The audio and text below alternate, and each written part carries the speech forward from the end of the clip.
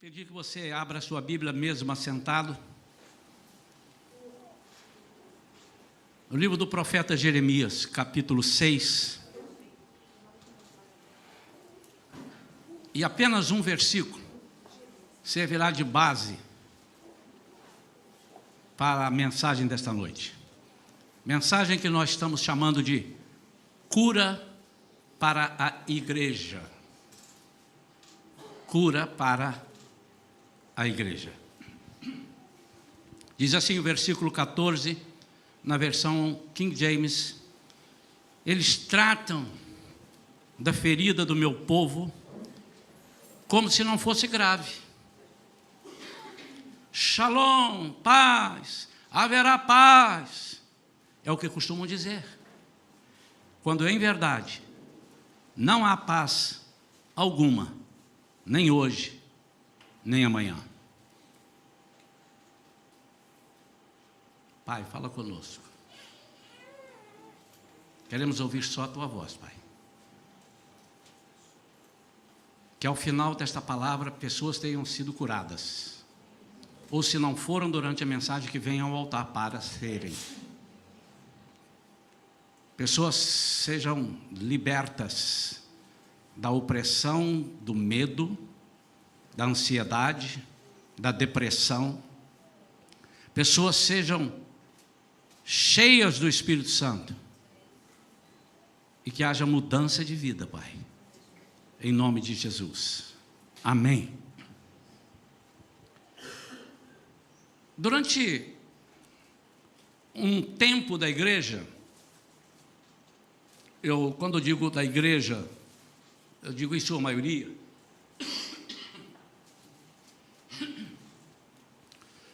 eu sou desse tempo, eu tenho um pouquinho mais de 15 anos de idade, e eu acompanhei, e por força do meu ministério, de ter ido cantar e pregar em muitas igrejas nesses 30 anos, eu percebi, numa boa parte das igrejas, em algum tempo, que as igrejas se preocupavam somente em evangelizar. Quando o apelo era feito, tem alguém para Jesus? Tem alguém que quer aceitar Jesus? Se tem, tem, se não tem, não tem. E encerrava-se o culto.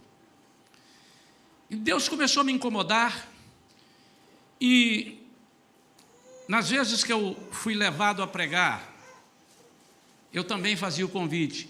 Agora, você que já é crente, você precisa ser curado, ser liberto, você precisa reencontrar com Jesus, você precisa de estreitar os laços espirituais, de intimidade com Jesus. E depois, muitas igrejas, eu não estou dizendo que eu comecei isso, já havia algumas igrejas que começaram a fazer isso, e eu também fazia nas minhas pregações. E eu pude perceber, infelizmente, que algumas igrejas, alguns pastores não davam muito valor à cura interior. Quando eu digo a cura interior, não é a cura da pessoa só interior, a cura para o interior da igreja. Passava-se um recibo de que se você está aqui, você não tem problema. Você não tem pecado, você não tem doença, você não tem casamento ruim. E nós sabemos quantas pessoas que viviam de aparência no casamento, quantas pessoas que viviam de aparência nos negócios, quantas pessoas que, quando foram confrontados ao seu tempo, começaram a vir os movimentos neopentecostais, os movimentos onde as pessoas, as cruzadas, e você vem aqui, e aí a gente começou a ver de tudo. Pessoas que eram abusadas na sua infância, estavam na igreja, eram já crentes em Jesus, mas foram abusadas, mas aquilo não saiu da mente delas, foram curadas.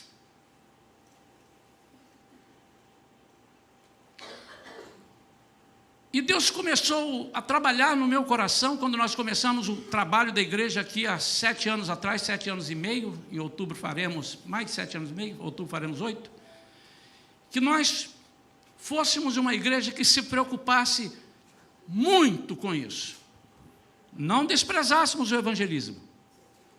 E Deus tem me falado ao longo do tempo que evangelizar é mais que trazer novas pessoas. Evangelizar é curar e discipular as pessoas que se entregam a Cristo. Não basta eu fazer um apelo à pessoa aceitar a Jesus e entrar para a igreja, bom, esse aqui está pronto, passa para a fila de lá, agora eu vou me preocupar com aqueles que não são crentes. Essas pessoas começaram um trabalho com Jesus, eles não terminaram. Ali começa uma vida. E nós precisamos dar atenção, porque há muitas pessoas enfermas ainda dentro das igrejas. Eu tenho lido alguns livros e eu me espanto que esse é um problema nos Estados Unidos, é um problema na Europa, é um problema no Brasil. Não sei se é porque... Não sei não, tenho certeza que, por um lado, é porque as pessoas dizem, eu estou aqui agora, ninguém vai me incomodar, porque se eu estou aqui, eles vão pensar que eu sou crente. E ele não põe para fora, não aflora as suas fraquezas, ou porque a igreja não se preocupa e achando, bom, ele está aqui, já está no nosso redil, é o nosso rebanho, está dentro do nosso curral, então vamos cuidar só dos que estão lá fora. E às vezes nós estamos vendo pessoas morrerem dentro das nossas igrejas. Começou também a nos chamar a atenção de um tempo para cá, com os trabalhos que nós temos feito, e dia 25 e 26, sexta-noite e sábado o dia inteiro, teremos o segundo Raízes.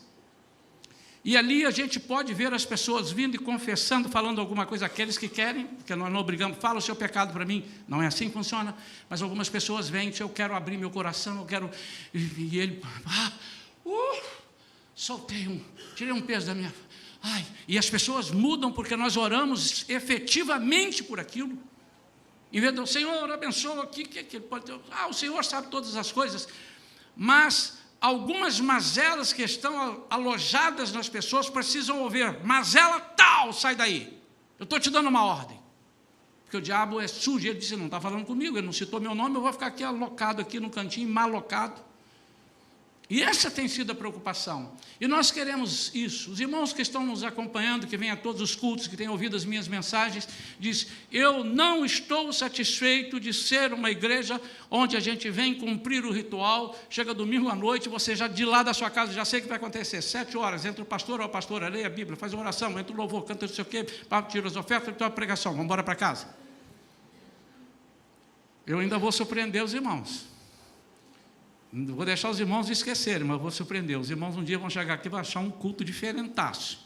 O que é isso? E aí eu quero ver o que você veio fazer aqui. Pode ser que alguém disse assim, eu vou voltar, que hoje não está do meu jeito, eu vou voltar. Pode ser que digam. Eu sou meio doido, irmão. E quero que respeite a minha idade. Agora eu quero usar, eu sou idoso, me respeita. Então, não ralhem comigo, não brinquem comigo, irmãos, deixa eu fazer. Brincadeira. E nós temos buscado isso, irmãos, eu quero muito mais. Eu quero uma igreja com 1000 pessoas? Claro que quero. Talvez não na mesma congregação, porque eu sei que não vai dar certo para mim, porque como é que eu vou cuidar de 1000 pessoas? Pastor, 10 pastores, também não cuida não, porque depois você tem com 10 pastores, você tem que cuidar dos pastores também. Já tem muito pastor para você cuidar. Claro que quero o crescimento numérico, mas eu comecei um dia a orar e comecei a pensar, lendo a palavra, que Deus vai me cobrar. Ele disse, Isaías, chega aqui, tudo bem? Bem, pastor Isaías, acho que Jesus vai me chamar assim, pastor Isaías, pois não, eu comprei seu trabalho lá, vamos lá? Eu estou com a lista aqui de todos, e eu queria que você me apresentasse como é que foi até o final. Esse aqui parou no caminho, esse aqui não fez, esse aqui entrou do jeito que ele entrou, ele foi até o final, não mudou nada, ele vai prestar contas. E aqueles que você não fez, embora pudesse fazer. A única coisa que o Senhor não vai me cobrar, disse assim, por que você não fez com a vida do João aquilo que ele não queria que fizesse? Ele não vai me cobrar. E a resposta já está aí, o João não queria que fizesse. E o sangue dele não pode vir sobre mim. Mas nós estamos querendo uma qualidade de vida espiritual. Eu quero para mim, quantos querem? Amém. Quantos querem? Amém. Quantos querem? Amém. Terceira pergunta, veio mais gente ainda, né? Graças a Deus, eu quero, irmãos. Eu não estou nem um pouco com a pretensão de sermos santarrões. Não. Por Porque é impossível. Nós temos a natureza adâmica. Não tem como eu não pensar num pecado, não tem como eu não participar de alguma coisa que... Mas aí é que tem a diferença. Nós temos o Espírito Santo que dá uma alfinetada e diz, caramba, o que é que aconteceu? Eu fiz, não. E essa é a nossa valia. Enchei-vos do Espírito e nos dá qualidade de vida. Porque não basta ser crente. Eu coloquei na minha cabeça, como diz o mineiro, eu encasquetei. Eu não quero ser crente, eu quero agradar a Deus. E para agradar a Deus, eu tenho que me desviar das coisas que desagradam a Deus. Tem aquelas coisas que talvez Deus fale, tadinho, mas eu sei, mas tem outra coisa que ele chora, ele fica com raiva, ele fica triste. E ai de mim, se eu continuar fazendo essas coisas, eu já preguei sobre isso aqui. Nós vamos estar todos na sua presença, seremos julgados pelas nossas obras. Não julgados para a salvação. Se eu já sou crente, se eu me acho salvo, é você que sabe de você. Eu não sei de ninguém. Eu sei de mim. Se eu me acho salvo, eu não vou ser julgado para a salvação quando chegar lá. Eu vou ser julgado pelas minhas obras. Qual é o segredo? O segredo é a cruz. Muito bem, pastor. O senhor falou uma coisa que eu nunca sabia. Claro que o segredo é a cruz. O problema é que o segredo é a cruz, nós sabemos e não usamos. Os irmãos já viram aqueles filmes de exorcismo? Que aí o diabo vem e tal, é a pessoa... Como é que ele expulsa o demônio? Ele mostra uma coisa para o demônio. O que ele mostra? Aqui, nós não usamos isso aqui. Está endemoniado. Pega ali a cruz. Pega essa grande logo aqui, bonita. Arranca daqui. Nós não usamos isso, não. Eu estou te dizendo que ele sabe o que representa a cruz na vida dele. Você pode não saber, mas o diabo sabe. Sabe ou não sabe? A cruz é o grande segredo, mas ela está sendo desprezada. Não se prega mais da cruz. Sim, eu amo a mensagem da cruz. A mensagem, não a cruz. Até morrer, eu a vou proclamar.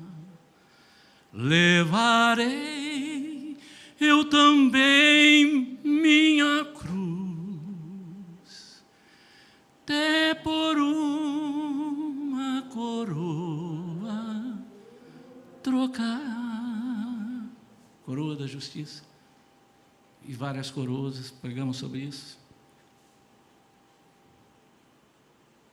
O valor do que aconteceu na cruz não tem sido entendido pelas pessoas. Eu entendi. Se você entendesse, você usava mais. Nós vamos ver aqui. A cruz nos leva a tomar uma posição radical.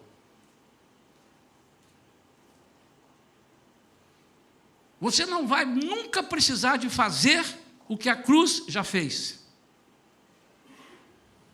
Mas você precisa tomar a sua cruz. E quem diz isso é Jesus. Briguem com ele.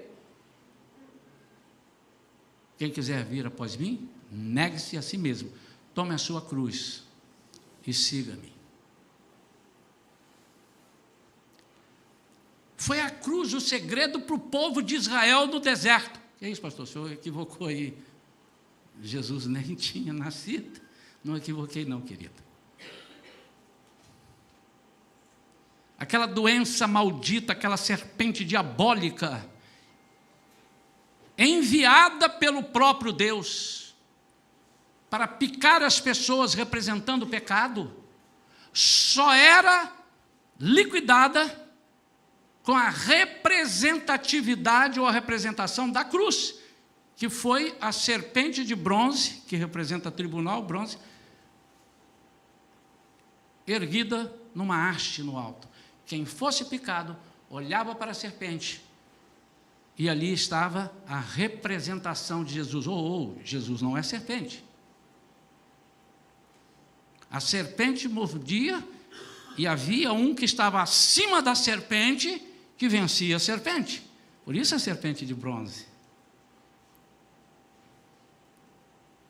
Somente uma revelação da cruz no deserto podia neutralizar esse pecado.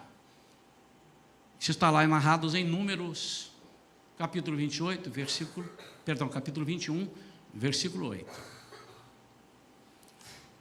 E eu queria que os irmãos prestassem agora atenção em algumas coisas que os crentes precisam saber que lhes pertencem por causa do que Cristo sofreu na cruz. E nós vamos falar do corpo de Cristo. Hoje eu não quis adiantar na ceia, mas agora você vai entender, você faz parte, esse é meu corpo, você faz parte do meu corpo, agora você vai compreender um pouquinho mais. Creio que sim. Todo o corpo de Cristo, todas as partes, tudo aquilo que ele sofreu, tudo que lhe foi imputado ao corpo, tem uma representação simbólica e firme e baseada na Bíblia. E eu quero falar aqui para os irmãos, neste momento, sobre algumas delas e como é que nós temos perdido essa mensagem da cruz. São 5 partes do corpo de Cristo que nós vamos colocar aqui para os irmãos e verem como funciona isso. Primeiro, eu quero repetir o título, algumas coisas que os crentes precisam saber que lhes pertencem por causa do que Cristo sofreu em seu corpo. Ao começar a narrar, são 5 coisas que eu quero falar para o meu irmão e minha irmã, visitante, crente ou não crente, não importa. Ah, mas o não crente, ele tem direito? Ele tem direito, se ele aceitar Jesus, ele já começa agora. Não precisa fazer um curso, ele já entra com esse direito sobre todas essas coisas. E que nós não temos muitas vezes experimentado. Nas minhas andanças, nesses 30 e poucos anos de ministério, não de pastoral, mas ministério pregando e cantando, e aqui há 8 anos aqui, e 5 outros anos em outras igrejas, eu tenho visto isso. Pessoas que não usufruem para si dessas bênçãos e estão o tempo todo tomando remédios e não curam da doença. Eu não estou dizendo do remédio mesmo, eu acabei de dizer aqui para os irmãos. Não, irmão, não para de tomar esse remédio para pressão. O médico disse para mim que eu tenho que tomar remédio de pressão toda a vida. Ok? Então, se Jesus vai me curar, eu tenho orado. Não estou falando desse remédio. Estou dizendo, em vez de você querer a cura total espiritual, você está querendo um remédio espiritual para te levar meio a barro, meio tijolo. E você tem direito, irmão. Tudo que Jesus conquistou na cruz é direito nosso, é nossa herança. É direito nosso porque Ele deu. Não é direito porque não, tem direito. Não. E eu quero que você tome posse disso. Eu estou frisando bastante, irmão, para você sair daqui hoje e dizer, eu não quero mais ficar com essa depressão, eu não quero mais ficar com essa enfermidade, eu não quero mais ficar com esse medo, eu não quero mais ter essa timidez, eu quero jogar tudo fora. Mas quem disse que você pode? O pregador dessa noite me mostrou na Bíblia que eu posso. E eu não vou falar da minha cabeça, eu vou falar da Bíblia. A primeira coisa que você tem direito, e se você não está usando, busque por seu direito, lute pelos seus direitos. Aquilo que você faz quando te injustiçam, quando você é injustiçado no trabalho, diz, não, eu vou lutar pelos meus direitos, eu vou no sindicato, lute pelos seus direitos. Primeira coisa, paz. Qual é a parte do corpo de Cristo que representa isto? A sua fronte. Olha que interessante, irmãos. A sua fronte. Cristo começou a experimentar ali no Getsemane a sua agonia. Ele estava há alguns momentos que ele sabia que seria crucificado. Ele chegou a dizer, Pai, se for possível, passa de mim esse cálice. Quem assistiu o filme Paixão de Cristo? Eu fiquei confundindo agora, Paixão de Cristo ou Ressurreição, né? É um filme muito bom também para ver. Mas a Paixão de Cristo, viu? E a Bíblia diz isso. Aconteceu um fenômeno. E ele começa eu não sei, doutora, é certo falar, os vasos capilares, né? Começam, por um fenômeno, ele começa a sofrer uma ansiedade, uma tribulação, e a pressão que ele estava ali, a pressão como quem é imprensado, como a azeitona é imprensada para dar o azeite, e aquilo começa a arrebentar os vasos, ele começa a transpirar sangue. Para quê? O sangue rompeu os seus vasos, resultante de uma pressão mental, e ele fez isso para que você tenha paz. E você não tem paz porque, desculpe, você é bobinho. Está lá à sua disposição. Em 1 Pedro 5,7 diz: Jesus levou os meus cuidados, as minhas preocupações e as minhas ansiedades sobre si e me deu paz. Irmão, por que você não usufrui disso? Por que você não vai lá e diz: agora não, eu quero a minha paz, Senhor? Ele disse: eu vos dou a minha paz. Eu deixo a minha paz, mas não é o que o mundo dá. A minha paz é uma paz que ninguém pode dar, porque ninguém no mundo experimentou o que Jesus experimentou. Você está esquentando a cabeça à toa. Você está quase tendo um problema no cérebro à toa, porque Jesus já fez isso por você, para que você tenha paz. Exerça isso na sua vida. Como é que eu faço isso? Lembre ao diabo, lembre a ansiedade, lembre o seu problema, fale com ele. Alto lá! Eu tenho paz. Jesus conquistou na cruz, com a sua fronte. Ele sofreu para que eu não precisasse sofrer. Por isso que eu sou mais que vencedor, que eu venci sem ter lutado. A segunda coisa que Jesus te deu, e que talvez você não tenha sabido usar ou não esteja sabendo usar, é sobre a cura. Irmãos, nós não vamos entrar em detalhes por que todas as pessoas não são curadas. A própria Bíblia mostra, o apóstolo Paulo e outros que ele também ministrou, nem todos foram curados. Pastores de Deus que a gente conhece, até onde conhece, por que não foram curados? Pessoas, não vamos entrar nesse detalhe, porque aí entra na soberania de Deus. Mas eu estou falando na cura, da sua amplitude de cura, e a gente pensa em cura numa coisa tão pequena. Desculpe lá. Tão pequena, porque você está pensando na cura do seu braço, do seu rim, do seu joelho, isso tudo vai ser mudado para um corpo glorioso, que você nunca mais terá dificuldade. Ok, mas é legítimo você querer isso, mas a cura interior, a cura total, a cura da sua família, a cura da sua mente, a cura dos seus negócios, a cura para tudo que estiver enfermo na sua vida, é direito seu. E isso é representado pelas suas costas, as costas de Jesus. Isaías profetizou sobre isso, que ele levou os nossos feridos, e Pedro também fala sobre isso. Por suas chagas fostes sarados. Naquela época de Jesus, um dos deveres do oficial romano, o nome dele era lictor. A pronúncia não sei se é essa, mas ok, faça de conta que é. Era espancar os criminosos. Era uma das funções, mas não é espancar simplesmente. Paixão de Cristo, ai que exagero, foi dali para mais. Eles usavam chicotes afiados, diz aqui, como tal qual uma gilete. Gilete é marca, né? Como uma lâmina, gilete, tipo gilete, encaixados em couro e osso.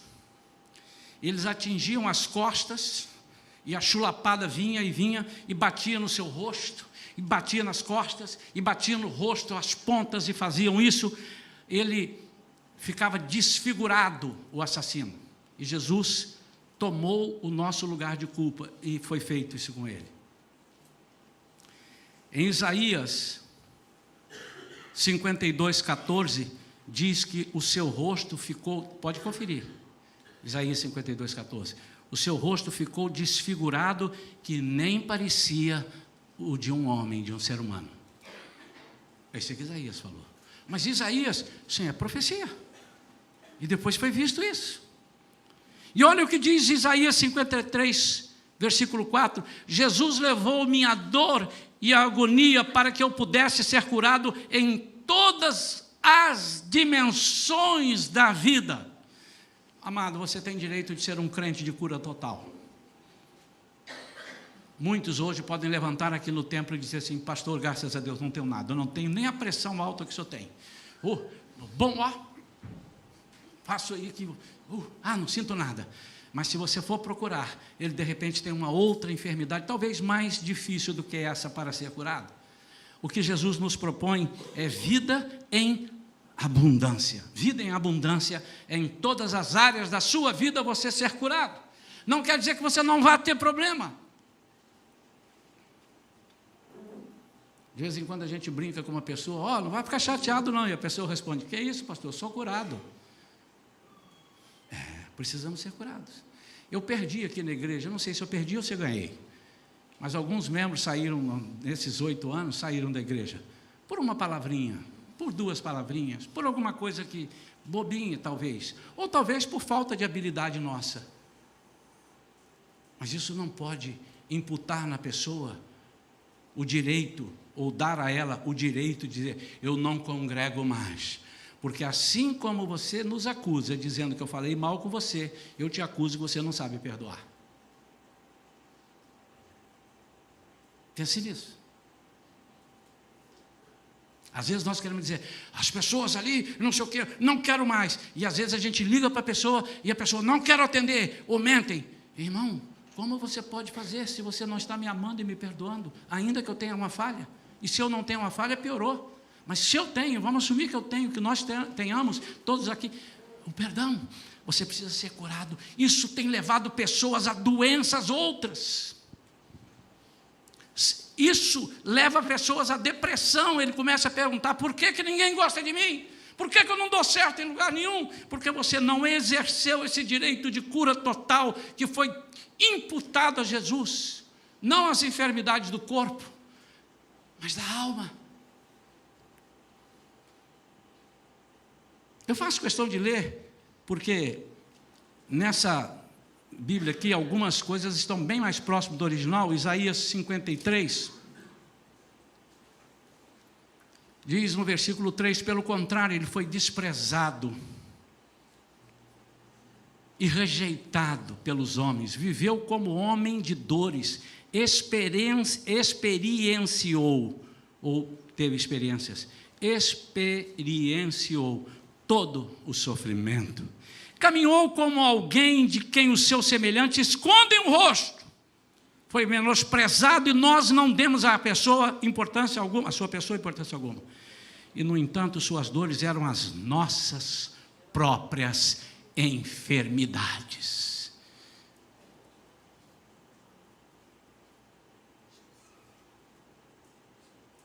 Quando você descobrir que eu, Isaías, estava andando, sofrendo e caminhando trôpego, porque eu estava levando a sua bagagem, você não vai rir de mim: lá ele manca, lá ele tem cara feia, meu Deus, que cara de Deus. Mas quando eu disser assim: eu estou assim porque eu estou carregando a sua bagagem.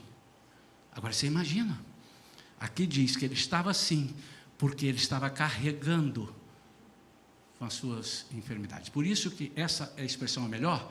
Ele disse: ele levou sobre si, ele carregou, ele levou as nossas dores, ele levou para lá. Por que eu tenho dores? Não, ele andou com elas, carregando elas. Já estou levando.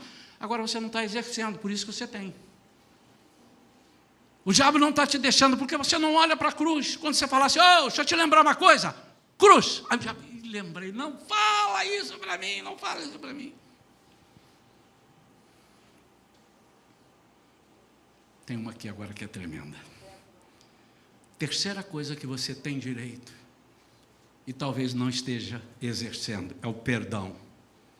Isso está simbolizado no corpo de Jesus através das suas mãos. Irmão, como eu encontro pessoas por aí afora, aqui também já encontrei, pessoas que não se perdoam.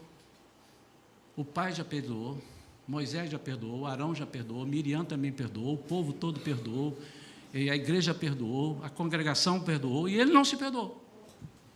Não perdoou. Parece que eu gosto de sentir, irmão, isso não te pertence mais. Jesus já pagou a sua cédula. E eu vou explicar isso. Tremendo, irmãos. Quando alguém devia alguma coisa, no tempo de Jesus, e alguém ia lá e comprava e pagava tudo, ele tinha que pegar, uma das coisas que ele fazia, é pegar a dívida, pegar um prego e pregar na propriedade para dizer, está tudo pago. Então a dívida era pregada com um prego no papel, na pele do animal, se fosse, e pregado na propriedade para que todos pudessem ver, a dívida está paga. Quando Cristo foi crucificado, entre a sua mão e a cruz, atravessado pelo prego, estavam as nossas dívidas, as nossas culpas. E o diabo fica dizendo que eu tenho culpa e você tem culpa, e você acredita? Ele pagou. Em Colossenses, capítulo 2, versículo 14, diz, a dívida, a nota promissória, o mandado de prisão, quantos de nós somos aprisionados por coisas que já foram perdoadas por Jesus? Receberam um carimbo de cancelado quando recebemos o perdão de Jesus. Que coisa tremenda, irmãos. Eu vi um pregador contar, não sei se é verdade ou não, vou contar como ele contou. Numa das minhas andanças por aí, tinha uma pessoa pregando, e ele disse que estava numa igreja e tinha um pregador pregando, falando sobre o poder de Jesus, e que esse pregador ouvia muito e falava, Jesus está me falando isso, eu converso com Jesus, e uma pessoa tentou prová-lo, e disse assim, levantou no meio da igreja, no final do culto, e disse assim, pregador, se esse Jesus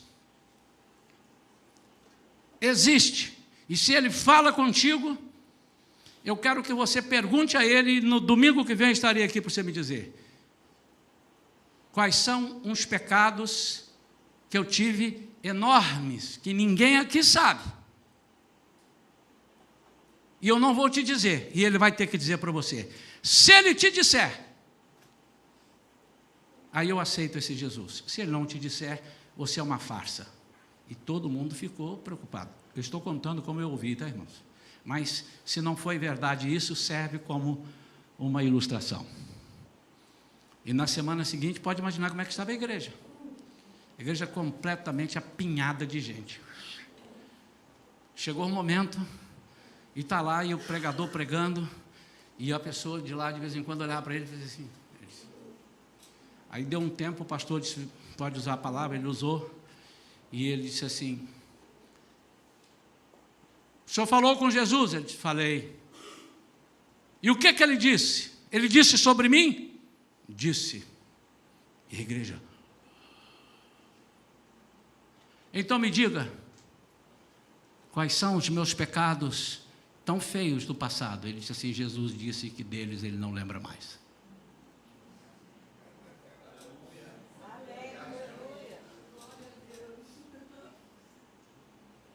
Eu vou repetir, que talvez você não tenha entendido. Jesus falou comigo. O que ele disse? Quais são os meus pecados? Ele disse sim.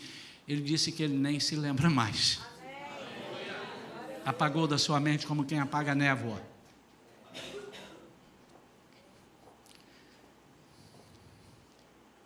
É uma desgraça para a vida do ser humano quando o ser humano não entende o poder do perdão.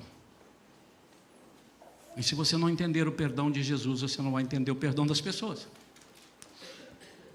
Porque você perdoar com seu amor, nosso amor é falso. Nosso coração é enganoso, diz a Bíblia. Eu tenho que te perdoar e tenho que te amar com o amor de Jesus, porque com o meu amor, a minha vontade é te dar um pescoção, tem certas horas. Que eu falo umas coisas, você não entende, ainda fica brigando comigo, dá vontade de dar um peteleco na orelha.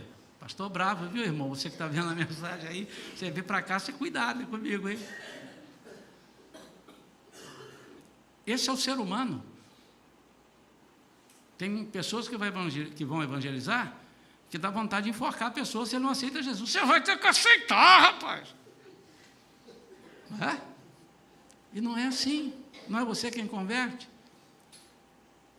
Então o Espírito Santo fala, quando nós temos um amor, irmãos, por isso que às vezes nós temos um amor tão grande por Jesus e exercemos esse amor. Isso é conhecido quando nós vamos fazer para pessoas que nós nem conhecemos direito, coisas que nós não precisaríamos fazer.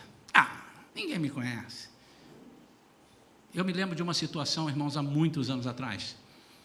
Eu fui pregar em Cachoeiro do Itapemirim. Cheguei lá, na igreja metodista, em Itaoca, ali próximo de Cachoeiro. E o pastor, me lembro dos detalhes, o pastor disse: irmão, acabou aqui o culto, era 11h30 mais ou menos. Ele era todo elétrico. Ele disse: irmão, deixa eu dizer uma coisa para você. O almoço vai demorar um pouquinho para sair. Antes do almoço, eu queria que você fosse comigo ali numa irmã que está entrevada, está numa cama, ela não pode. Eu queria que você fosse lá orar. Queria que você fosse lá orar comigo. Eu fui. Meu irmão. Primeiro nós andamos. Itaoca é um lugarejozinho. Vamos e pasto, e sobe o pasto, anda debaixo da cerca de arame, pasto, e estou subindo. Aí chegamos, tinha uma casinha lá em cima. Antes do almoço. Guardou aí? Antes do almoço? Você não sabe o que é que eu vou falar, você está rindo? Antes do almoço. Meu querido e minha querida. Quando chegamos perto da casa, eu falei assim: meu Deus, onde eu fui amarrar minha égua? Do lado de fora eu já senti: pastor, espera um pouquinho que eu vou lá dentro. Aí eu fui lá dentro. Ele foi lá dentro e voltou: pode entrar. Começamos a entrar, já está num quarto fechado lá. Ninguém entra lá, porque o mau cheiro é muito grande. Eu falei: Jesus, é só por amor, irmão. Queridos, Vera acho que lembra disso. Nós entramos no quarto da velhinha. Quando abriu a porta, o que tinha de mosca voando sobre a velha e entrando, um cheiro horroroso. A mulher estava podre, irmãos. Podre. E o pastor disse assim: pastor, vem aqui que ela ainda está um pouco surda, o senhor tem que ficar bem pertinho dela para orar por ela. E ela estendeu a mão e disse: vem cá, meu filho. Quando eu estendi, ela me puxou. Antes do almoço, um cheiro muito, aquilo não era cheiro, era caatinga mesmo, era mau cheiro. A mulher estava podre, estava com toda tomada por dentro, não sei se era câncer, ela estava podre, estava esperando morrer. Irmãos, dava para contar as moscas voando assim, muitas. E ela ficava fechada, porque ninguém... Uma casa pequena. Aí ali nós tivemos, e eu cheguei perto dela assim, orei, nem lembro o que eu falei, mas orei. E digo: será que eu viria aqui sabendo que eu ia fazer essa visita para uma pessoa que não me conhece? Eu fui lá, a igreja me levou para cantar e pregar, levou os CDs meus para vender. A velhinha nem sabe quem é o Isaías, ele vai comprar CD nada. Mas por amor a Jesus. Será que eu faria isso se eu não tivesse o amor de Jesus em mim? Porque quando eu fui batizado no Espírito Santo, foi logo depois, assim, 1 ou 2 anos depois de eu ter sido batizado. Os irmãos que foram batizados, vocês vão experimentar isso, viu, Natália? Tem hora que dá vontade de sair beijando os postes na rua, falando de Jesus igual um bobo. Parece bobo, para os outros parece bobo. É porque é um amor. Porque o maior sinal do batismo do Espírito Santo não é falar em línguas, não é profetizar, não é o amor. Você precisa amar a Jesus para conhecer o perdão dele. Quarto e penúltimo, você tem direito à vitória. E a vitória é representada pelos pés dele. Tudo tem um significado tão interessante. O capítulo 2 ainda de Colossenses diz: e despojando as autoridades e poderes malignos, fez deles, quem fez? Jesus. Fez deles um espetáculo público, triunfando sobre todos eles na cruz. Colossenses 2,15, guarde isso na sua Bíblia. Sabe o que ele está dizendo aqui? Que Jesus, quando venceu, ele deu um espetáculo público. Triunfou sobre todos. A história diz que após uma vitória romana, o seu general, o seu comandante, pegava a pessoa que ficava rendida e prostrada e colocava os pés sobre o seu pescoço, sobre a sua cabeça. Assim como também Josué fez, está isso narrado em Josué 10,16, com 5 reis em Maquedá. Sabe o que Jesus está dizendo para você, meu amado e minha amada? O problema que você pensa que não pode, ou que deixa de poder, eu já venci e estão debaixo dos meus pés. E se eu estou te enviando, estão debaixo dos seus pés.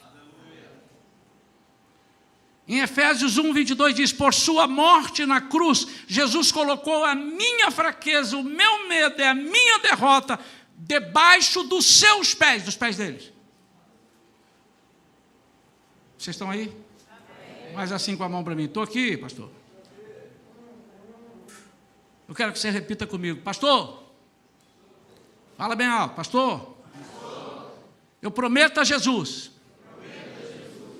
que eu vou pegar todos esses problemas que me impedem de ter a vitória e vou colocá-los debaixo dos meus pés.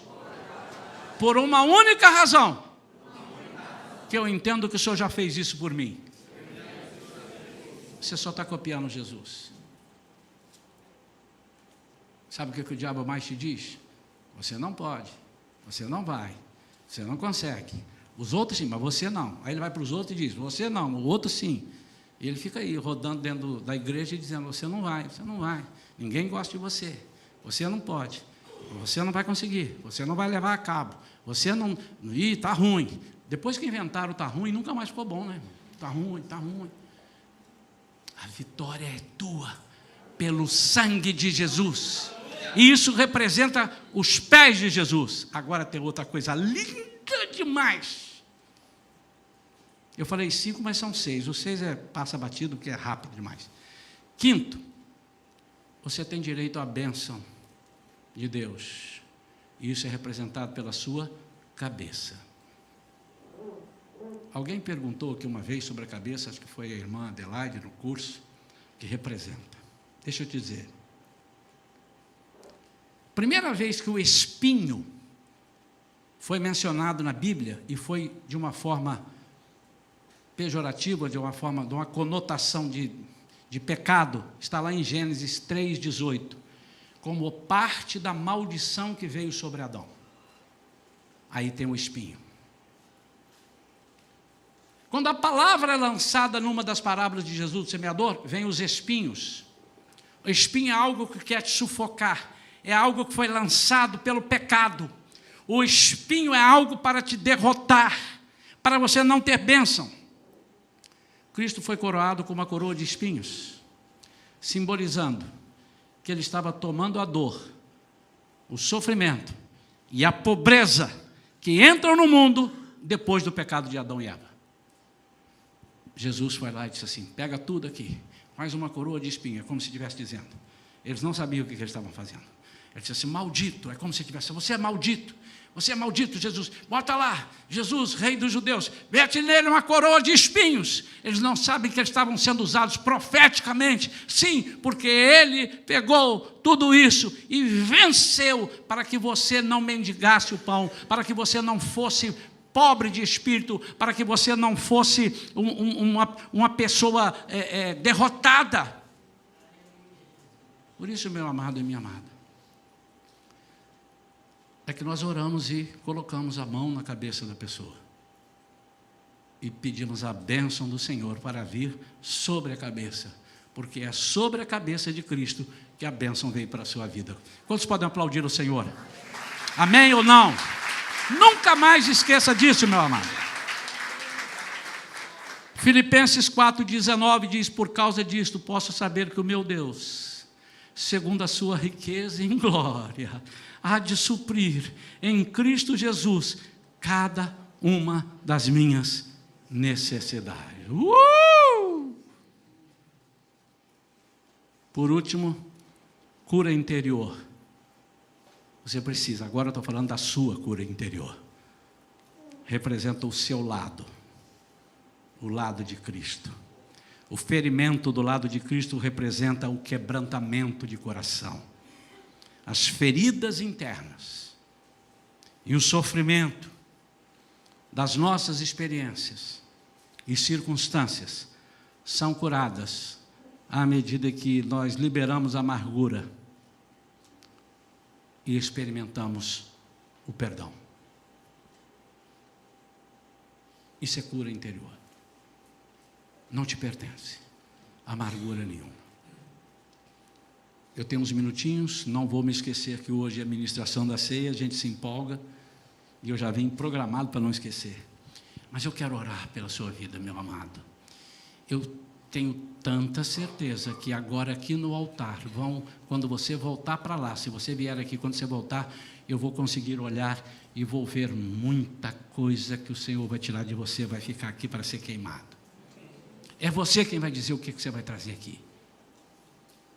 Se você não consegue se perdoar, se você tem alguma culpa do passado, eu vou botar no bojo para você não ficar constrangido. Se você foi abusado ou abusada quando criança e sabe disso, e isso tem te perseguido e você nem sabe que tem te perseguido, você precisa vir aqui e deixar aqui no altar de Deus. Se você é uma pessoa que vive em luta, em apuro e acha que ninguém te ama, ninguém gosta de você e que você não consegue alcançar esse perdão de Deus, você precisa estar aqui. Se você é uma pessoa que você não para em emprego nenhum e você não, a sua vida profissional, a sua vida financeira é uma desordem, você precisa estar aqui, porque o Senhor tem cura para todas as áreas da sua vida, seja na sua fronte. A sua ansiedade, eu conheço pessoas que são muito ansiosas, eu já fui ansioso demais, hoje estou menos e quero estar menos, porque a ansiedade te traz enfermidades, te traz doenças, e Jesus, Ele estourou os seus vasos capilares, para que você não passasse por essa dor de cabeça que você está tomando um remédio e não consegue dormir, porque tem uma dívida para pagar. Presta atenção, se você é de Jesus, a dívida é dele. Ele é o rei, você é súdito, você não tem nada. Eu já preguei sobre isso aqui, você não tem nada, nem o carro e nem a dívida.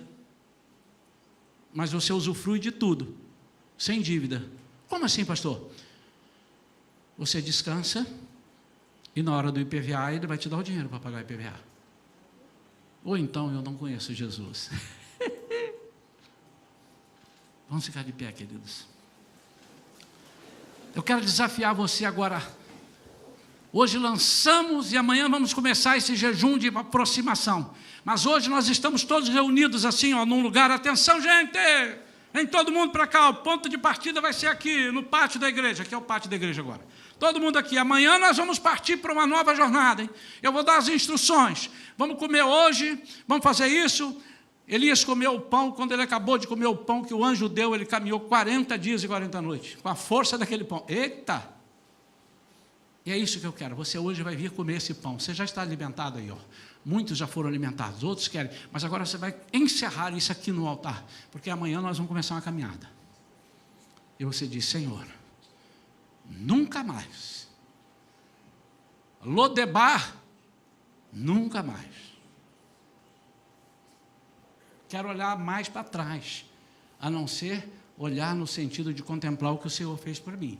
Mas eu não quero olhar. Eu não quero contar. O passado agora o Senhor já pagou. Como disse lá o pastor, Jesus disse que ele nem se lembra mais dos seus pecados. Você perguntar para outro, porque ele não lembra. Vem aqui à frente agora.